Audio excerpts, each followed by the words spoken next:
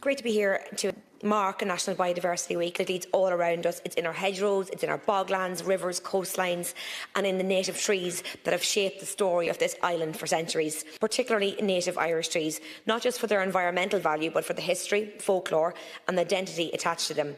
That interest has led me to start Míle Crann na hÉireann, and that was an initiative encouraging communities, schools, families to plant native Irish trees and reconnect with their ecological heritage. Growing up, I always loved the stories attached to our trees. One of them that stayed with me, Minister, was the holly tree. In ancient Ireland, the holly would symbolise endurance and leadership. It could symbolise the Fianna Fáil party as well, I suppose.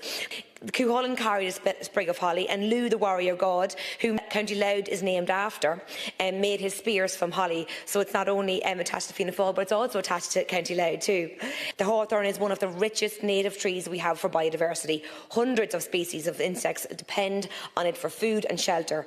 And under Breton law, native trees were protected because they were understood to be a central part of society. Our wild pollinators are under enormous pressure of habitat loss, pesticide disease and invasive species. Without pollinators, we don't have functioning ecosystems. That's why I want to call for the protection of the native honeybee bill to be progressed and passed to the Stall Minister. It's about protecting Ireland's native honeybee population from further decline and safeguarding biodiversity before irreversible damage is done. We must also recognise the importance of supporting farmers and local communities. They can't be expected to protect biodiversity without being given the proper tools.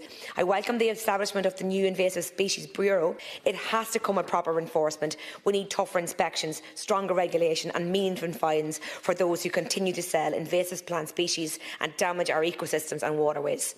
Prevention, as we all know, is far cheaper than restoration. Biodiversity Week should remind us that nature is not separate from us. It's part of who we are as a people, and if we fail to protect it now, future generations will not forgive us. Oh my God.